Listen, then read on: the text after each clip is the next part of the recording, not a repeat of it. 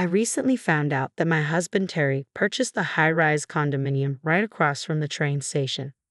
Out of nowhere, he brought up this unexpected topic. I knew he had been considering it, but I had no idea he'd actually gone through with it. The view from the condo is breathtaking, and everything inside is spotless. But here's where it gets strange. I was completely in the dark about it. Can you believe he secretly bought a luxury condo while I was away visiting my parents? I couldn't wrap my head around it. Where did he even get the money? Then, as if it was nothing, Terry casually mentioned that he used the money from selling our previous place to make the down payment.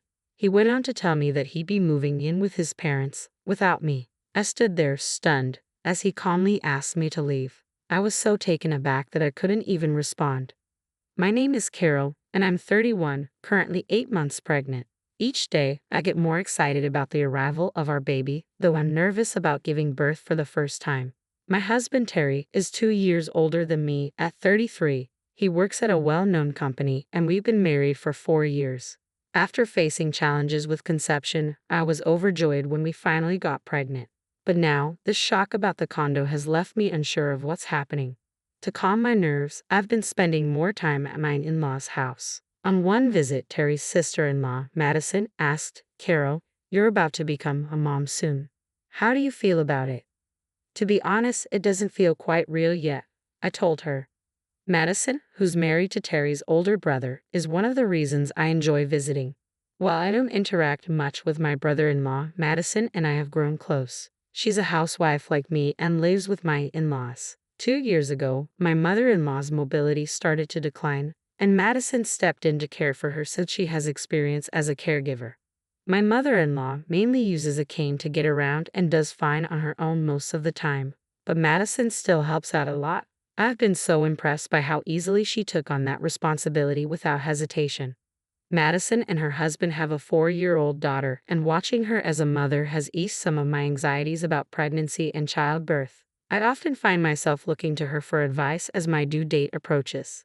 With just a month left until my baby is due, I decided to visit my parents to prepare for the birth. Despite the heaviness in my belly, I enjoyed shopping for baby clothes and daydreaming about our future. It was refreshing to spend time at my parents' house after so long. But then, 3 days past my due date, the contractions began. I tried reaching out to my husband, but he was completely unreachable. No calls, no texts, nothing. At first, I was worried that he might be caught up at work or in some sort of trouble.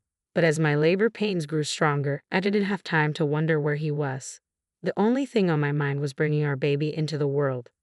Eventually, I gave birth to a beautiful baby girl. The moment I held her in my arms, the indescribable joy I felt washed over me, making everything else seem distant. But the fact remained. My husband, who had promised to be by my side, missed the birth. Exhausted from the delivery, I didn't have the energy to confront him right away. Instead, I sent him a brief text announcing the arrival of our daughter and then drifted into a deep sleep. When I woke up, I heard someone calling my name. "Are you still asleep?" "Terry, is it morning already?" I mumbled, opening my eyes to find my husband and his parents standing there. Despite my clear request for privacy after the birth, here they were. "Why didn't you come yesterday?" I asked, my frustration evident. He shrugged off the question, avoiding a direct answer, and casually replied, "It couldn't be helped." His tone was light, as if his absence and the sudden appearance of his parents were trivial matters. I was left grappling with a whirlwind of emotions, from the pure joy of holding my newborn daughter to the bitter disappointment in my husband. When I needed him the most, he chose to go out for sushi with his parents. He justified it by saying it was a prior commitment, and afterward, he didn't come to the hospital because he'd had a few drinks and thought he'd be more of a nuisance than a help. The knowledge that he had been enjoying a meal while I was going through labor was disheartening. And now, here he was, oblivious to my hurt, asking casually, "So, where's our baby?" I told him our baby was in the nursery, a healthy baby girl. Upon hearing this, my mother-in-law grimaced and muttered, "A girl? What a useless wife," shocking me with her harsh words. My father-in-law joined in, shaking his head in disappointment, calling both Madison and me pathetic. I was stunned. Instead of receiving any gratitude for enduring childbirth, I was met with criticism. Even Terry wasn't pleased. "Damn it, I knew it was a girl, but I was hoping for a boy," he said, echoing his parents' obvious disappointment. Their frustration over not having a grandson was palpable, especially since Madison's first child had also been a girl. But to me, none of that mattered. Our daughter was precious no matter her gender. As I sat there, overwhelmed and hurt, Terry chose to side with his parents, deepening my dismay. I was seething inside, but the physical and emotional exhaustion from childbirth left me too drained to confront them. Thankfully, a nurse overheard our conversation and intervened, asking them to leave. At last, I had some much-needed peace. Since then, Terry hadn't visited us again at the hospital. When it came time for our discharge, I didn't even bother calling him. Instead, I asked my parents to pick us up and take us to their home. The thought of returning to a house filled with tension and disappointment was unbearable. As I sat at my parents' place, holding my baby, I couldn't help but reflect on the changes in Terry. He used to be so caring when we first got married. I suspected that his transformation had something to do with the significant mistake he made at work 2 years ago, a mistake that caused his company a major financial loss. Although his colleagues managed to soften the blow, sparing him direct consequences, his career took a serious hit. No matter how hard he worked afterward, he couldn't regain his previous standing. Since then, I noticed Terry becoming more detached and colder, both at work and at home. Adding insult to injury, one of his juniors at the company, who had once been less competent than him, was now his boss. This reversal of roles seemed to weigh heavily on him, fueling his irritability and distance. Even as I grew more dissatisfied with his behavior, I had hoped that the birth of our baby might inspire a change in him.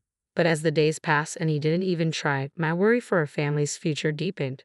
Out of the blue, Terry finally called me. "Hey, when are you coming back? You've been at your parents' for nearly a month since the baby was born," he said, his tone flat. I wasn't ready to return home, not with everything unresolved. But I found myself replying, "Sorry. I'm coming home soon. It's time to start fresh and pull it together for our daughter," I said, trying to focus on what mattered. I asked Terry if he could help me bring back the baby items. His response left me speechless.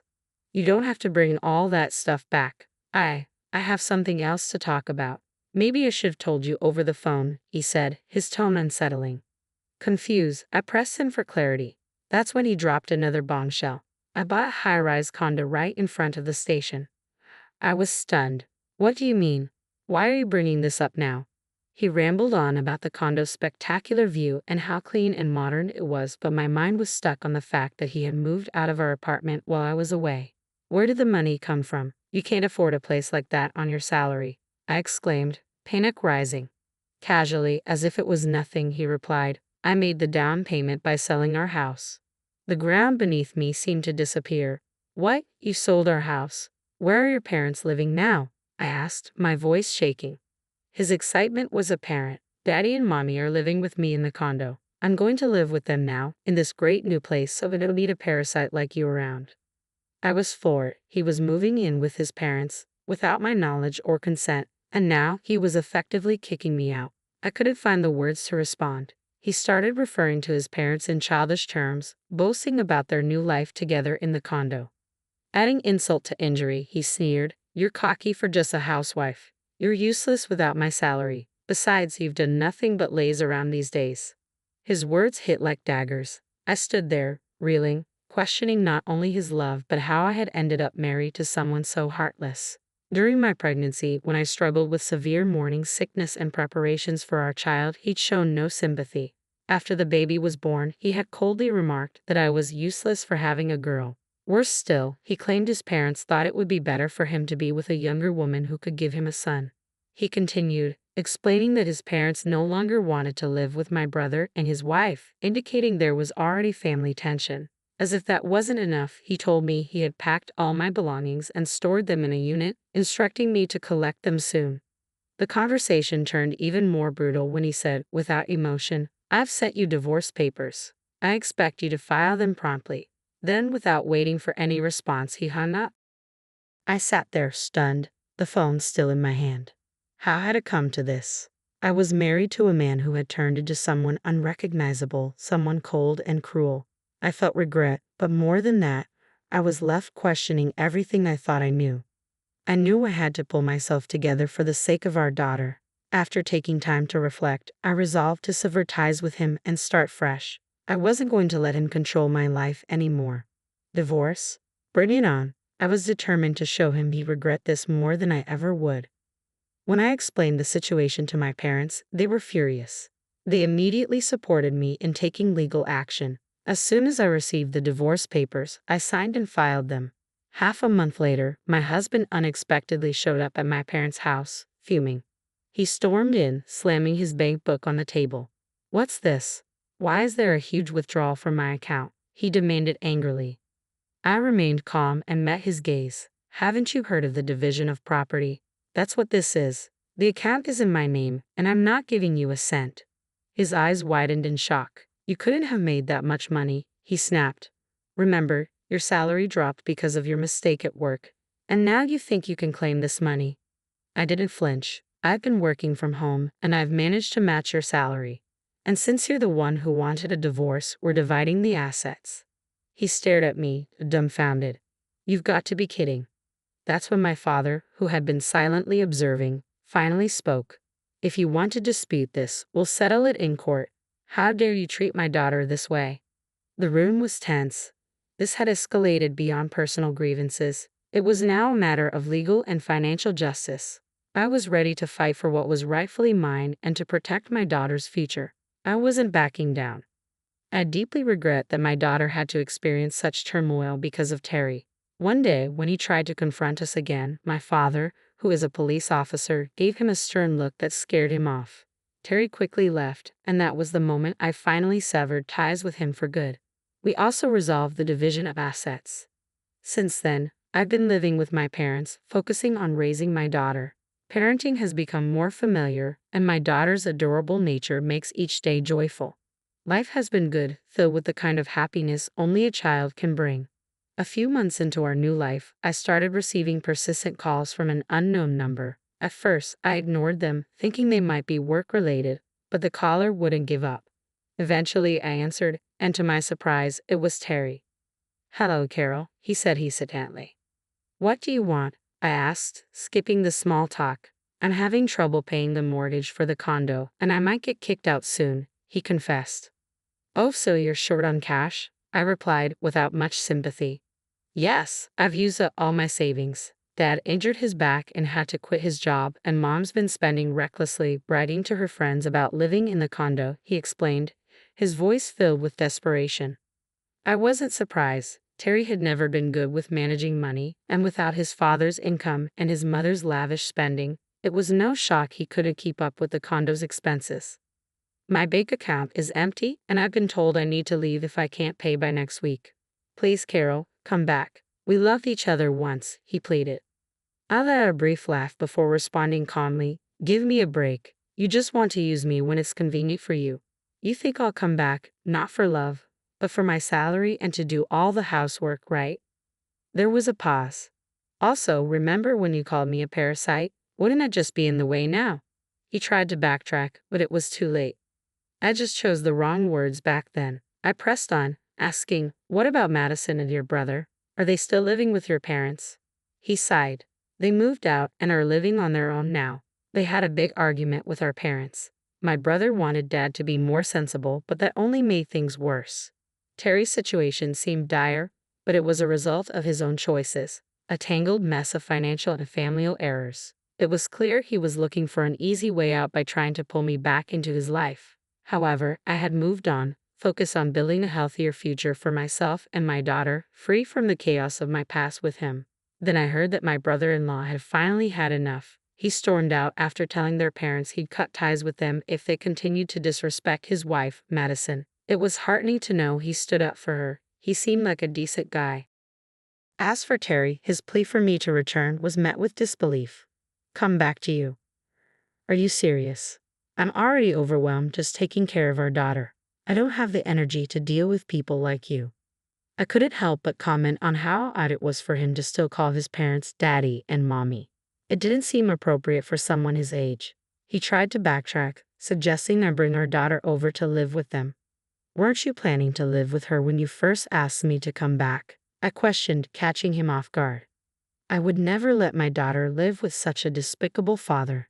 Don't ever call me again. If you show up, I'll have my dad arrest you," I warned.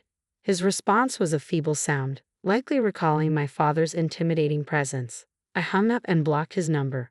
Not long after, he tried to reach me with a new number, but I changed mine to cut him off completely. Later, I reconnected with Madison, who reached out to apologize for her silence. She explained that they had moved to the countryside and struggled to set up the internet. Madison and her family now lived in a tranquil rural area and invited me over. When I visited for the first time, I was charmed by the serene surroundings, an ideal place for a child to grow up. During my visit, my brother-in-law shared that Terry and his parents had been evicted from their condo due to unpaid debts and were now struggling financially, a stark contrast to their previous lifestyle. It felt a bit like poetic justice. Meanwhile, I had been working from home and living comfortably at my parents' house. The flexibility of my job allowed me to work from anywhere, so I spent a few relaxing days at Madison's home. I considered the possibility of moving closer to her in the future, hopeful for what lay ahead for my daughter and me. Reflecting on the whole ordeal, buying a high-rise condo on a whim while your wife is pregnant seems absurd, unless you're quite wealthy. It's strange to take such a risk on a normal income. In any case, I felt relieved to be rid of such an unsavory husband. I hope to continue enjoying my peaceful life, possibly relocating near Madison and her family, where everyone got along and fostered a happy environment for my daughter.